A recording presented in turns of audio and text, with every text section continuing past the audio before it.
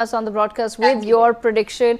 I now move on to our next political analyst and senior journalist, Himanshu Bhatt. Himanshu Bhatt, quickly, if you can give our viewers your prediction for the Delhi elections. Who's getting how many seats? Well, I think I'm very sure that AIMIM will open their accounts. Interesting. Okay. AIMIM will definitely open its account. That's number one.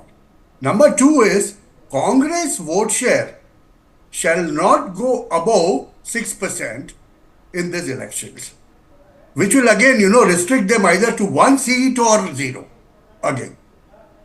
Now we come to the two main parties. What I see is, the credibility of the party face, which is going to decide these elections, and more so after the budget. I'm looking at BJP scraping through with 35 to 40 seats, Okay. whereas 35 to 40 seats for BJP to form a government in Delhi, and AAP will be somewhere in between 28 to 32. This is what is going to be, this is my gut feeling. The reason, there are multiple reasons for that. Number one, BJP to the side, which they could have won, 6-0, 6-0, 6-0 in Kenny's terms, have made this contest a difficult one for them to win, in the absence of a credible face for the chief ministership. They might say so many things, but a face like Smriti Irani or maybe Nupur Sharma could have done wonders, which is not done so.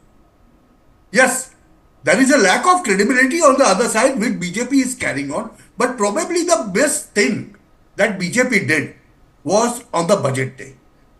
See, if you look at the Delhi voters, I always feel, 1.55 crore voters, there is a huge chunk of 30% plus, which is a middle class, and which come into this category where Nirmala Sitharaman simply announced, income below 12 lakhs will not be taxed. Yeah. Yes. Now that has done, I'll tell you something.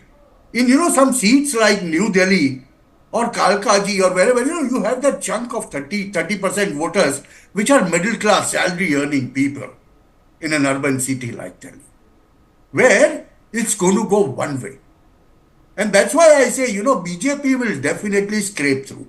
Okay. Because despite all these things, despite all these allegations and all the other things, Arvind Kejriwal being in jail or this or that and freebies and everything, which people have mashed. BJP has mashed that. But this one single factor on the last moment is going to turn the tables for BJP. Okay. Okay, Himanshu, but in case the BJP doesn't get the numbers that it requires, do you think that AAP, Congress and independents and others could possibly come together to form a government? And they will do that. That is nothing wrong in that's nothing, in politics, there are no permanent enemies. AAP will certainly do that. They did it in the first term. They will do so again. They did it in the Lok Sabha. They lost everything. But there, the basic point. Now, what's happening is BJP has been polling more than 50% in Lok Sabha, but not polling more than 38-39% in assembly elections. Now, this time around, I have a very great hunch, which will say this, this 12 lakhs and the middle class syndrome, which will propel their polling from 38% to about 44%.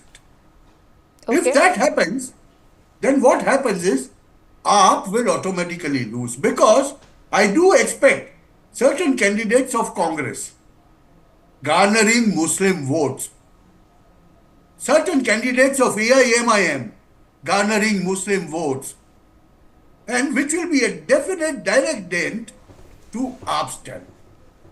And so, when the seats are decided on few thousand votes, generally, the assembly seats, and especially in a small assembly house like Delhi, this will play a very big role, because you still have a problem with Arvind Kejriwal. See, he is central to the Delhi's politics. Nobody can deny that. Whether you love him, whether you hate him, he's still there. And he will still be there. he will be relevant. That's what I'm saying. At least in this election, he will be relevant, maybe negatively. That we will know once the results come out. But my hunch feeling says the majority of the middle class is going to go away from him. Okay. And that includes a lot of women voters also. Okay, Himanshu Bhatt. Okay, Himanshu Bhatt, quickly shifting our focus on the high-profile battles. I want to quickly understand from you, New Delhi, Arvind Kejriwal versus Parvesh Verma versus Sandeep Dixit. What's your prediction? Sandeep Dixit, anything more than 8,000 votes will see the loss of Arvind Kejriwal. Parvesh Verma would win that seat. Anything more than 8 to 10,000 votes for Sandeep Dixit will see that Arvind Kejriwal loses in New Delhi. Okay. Very clear. Okay, what about Kalkaji? We're looking at Atashi of Aam Aadmi Party, Alka Lamba of Congress and Ramesh Biduri of the BJP. I think Alka Lamba will make not much of a difference. Because Ramesh Biduri has been a seasoned veteran politician. And for Atishi to win against him in the presence of a third candidate, which it might garner, she might garner, few thousand votes only. But then it will be very, very difficult. I expect Ramesh Biduri to go through very easily there. Okay, Malviya Nagar, another key battle. We're looking at AAP MLA Somnath Bharti, who's facing off against BJP's Satish Upadhyay and Congress's Jitendra Kochar. Your prediction here? That's a fight. That's a fight. And that will go to the wire. That will definitely go to the wire, and so will this Manish Sisodiya seat. Junjunu or something, Yes. Which will also go to the wire. On the last moment, certain votes, how those voters react is going to decide. Because that, Congress may again come zero this time. But this time's difference in Congress candidates will be, they will be the reason for the defeat of AAP. Okay. With taking away some Muslim votes, some Dalit votes. Okay. That's what they say, revival of Congress, Okay, Himanshu, but last but not least, Karol Bagh, we're looking at BJP General Secretary Dushyant Gautam. He's up against AAP MLA Vishesh Ravi. Who do you think has the edge here? Well, AAP MLA should go through, if I look at it. But then, again, I am looking at those specific votes, specific chunks of votes, 6 to 8% of that middle class, which is benefited from that 12 lakh exemption. I am looking at those voters because that's very fresh in the memory now. We are just 2 days away from the polling, and it's just come 2 days before. People are remembering that, and how every middle class used to say, I wish in my country I had an income of 1 lakh but not taxed. Government doesn't tax me.